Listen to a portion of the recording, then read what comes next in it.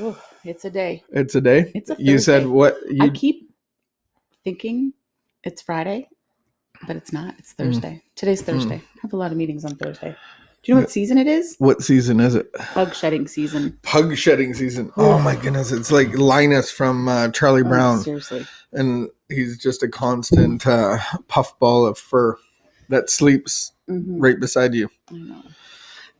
Can I tell people that I vacuum the bed? Oh my goodness. Please move on. No, it's really interesting. You should vacuum your bed.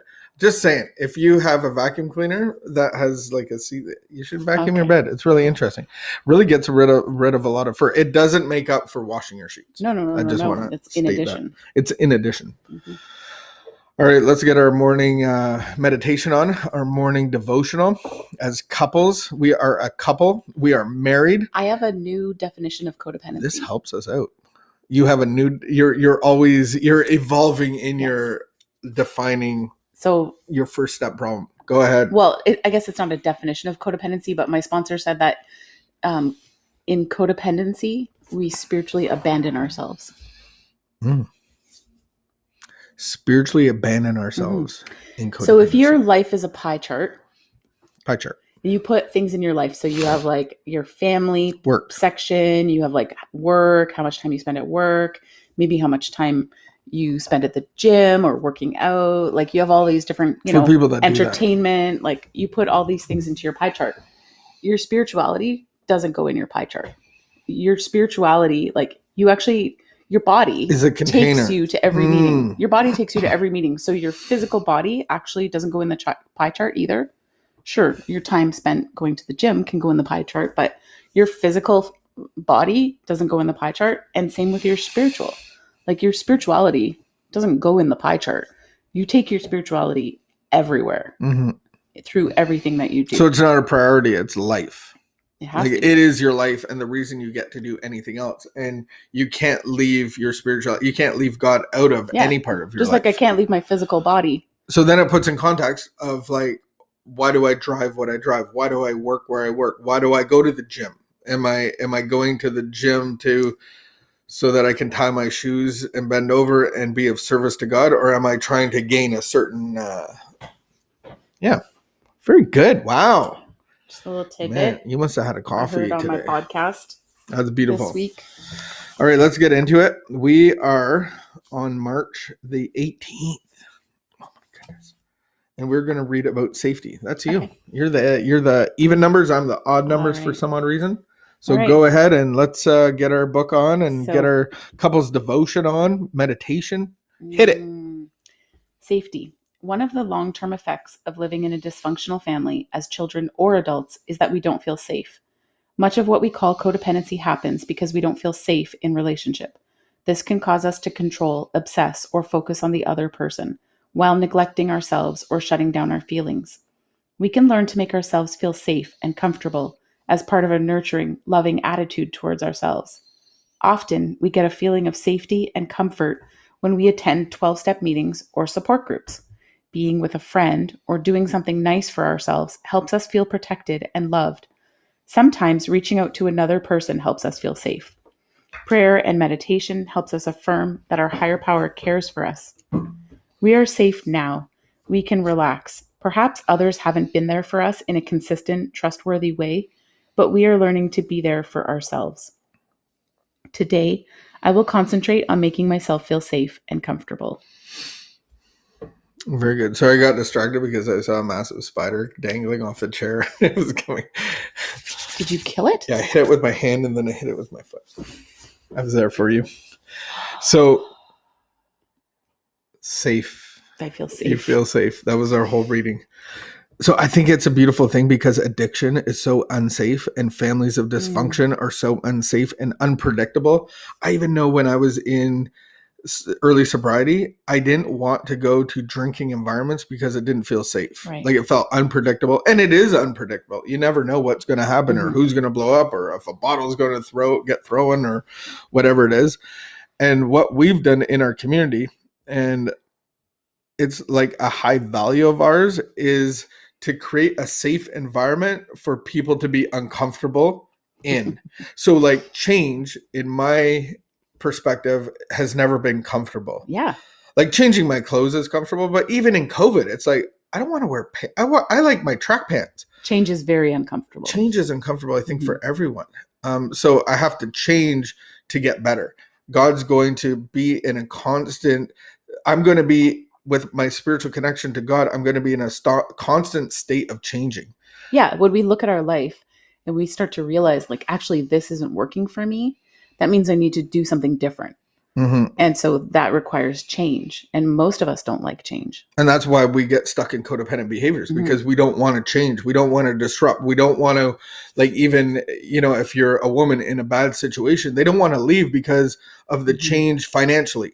And there's always a payoff. And it's like, I invite the guy back again and again and again because I don't want to change. Well, it's really scary to look beyond, like, you know, if this is what's happening right now, you know, if this is how I'm able to pay my bills, you know, if this is how I'm able to have housing, it's really scary to think of like such a drastic change, even though I'm not safe right now. You know, I might not be emotionally or physically safe right now. It's really hard for someone to think of like, okay, now I have to do something really drastic and scary. And I think that it is once we start to reach out to others and to hear other people's stories, if we go to meetings, if we go to, you know, a community of people and we can talk to them, then we can hear other people's stories. And I think then it becomes more like realistic in our minds of like, oh, actually maybe things could work out for me also. That's true.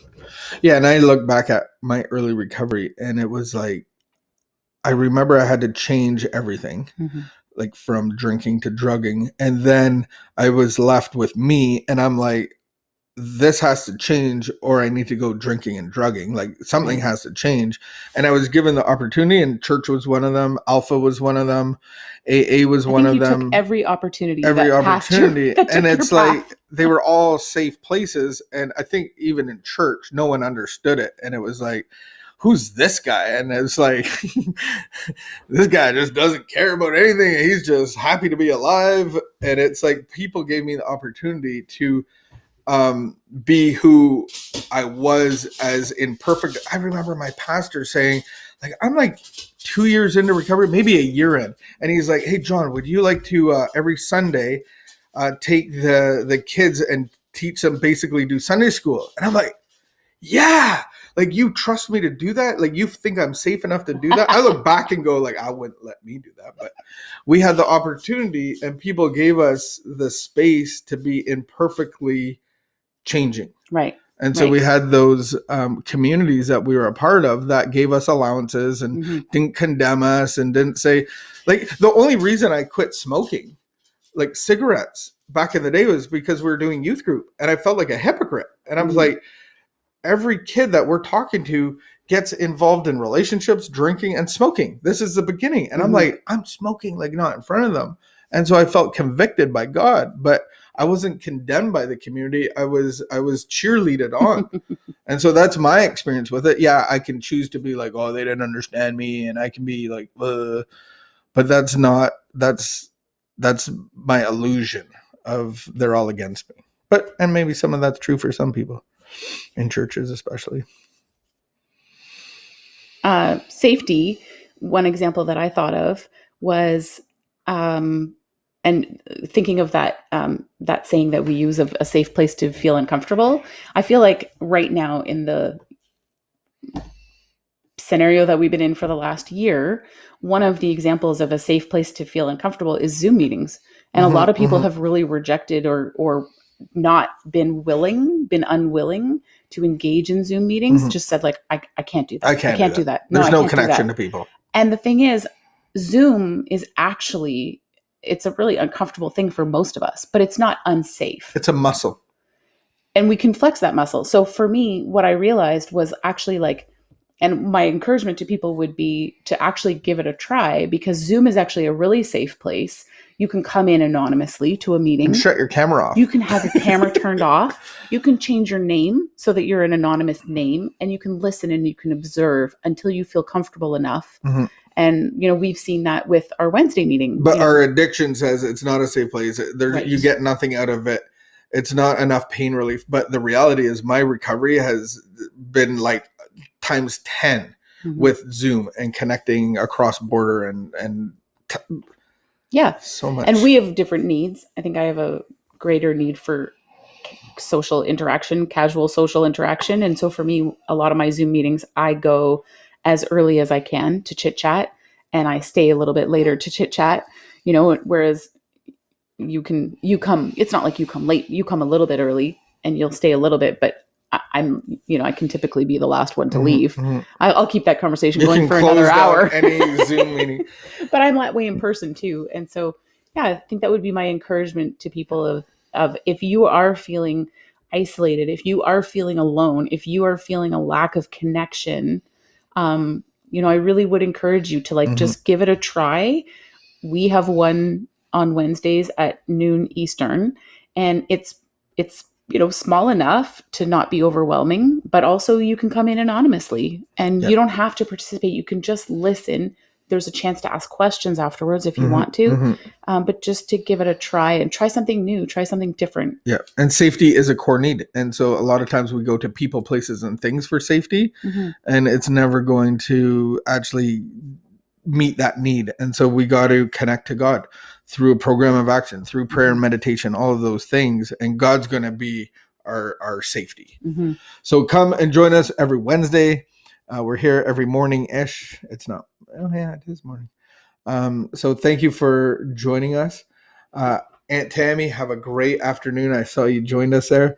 And we will see you, check in tomorrow. Have a great 24 hours and wash your hands and keep the peace and be of good behavior. Thanks for joining us.